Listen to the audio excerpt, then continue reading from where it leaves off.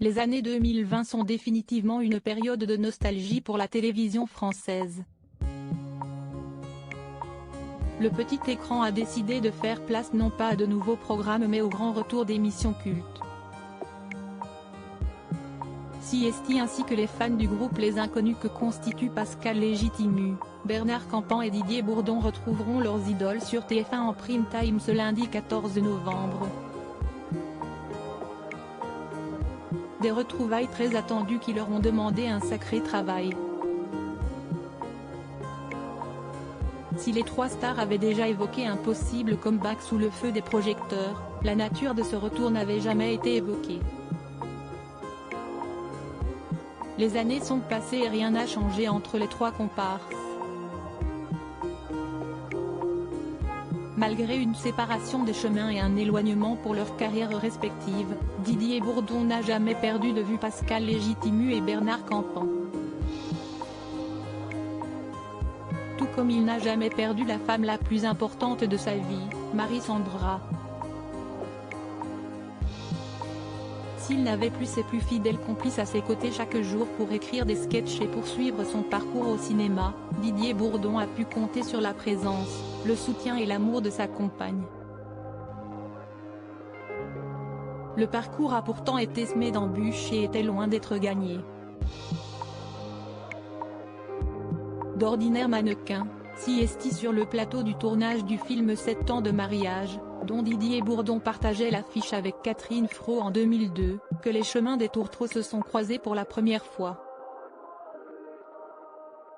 Pour autant, pas de coup de foudre ni d'emballement immédiat. Il aura fallu attendre quelque temps pour que le couple fasse ses premiers pas d'amoureux. Ça a pris un moment comme le confiait Didier Bourdon et Marie-Sandra à Paris Match en 2009, le rapprochement s'est fait progressivement, ça ne s'est pas fait tout de suite, ça a pris un moment. L'acteur rajoutait, on s'est vu, puis plus vu, je pensais que c'était fini, je me répétais en boucle, pas grave, t'en trouveras d'autres. Et puis mon père est mort et, quelque temps après sa disparition, une voix intérieure m'a dit d'aller chercher Marie. CST très étrange. Comme si mon père m'avait donné la force. Didier Bourdon a fini par prendre son courage à deux mains et s'est rendu chez l'heureuse élue, lançant officiellement le début de leur belle romance. Les amoureux recoulent toujours 20 ans après leur rencontre. Marie-Sandra et Didier Bourdon ne sont d'ailleurs plus seuls.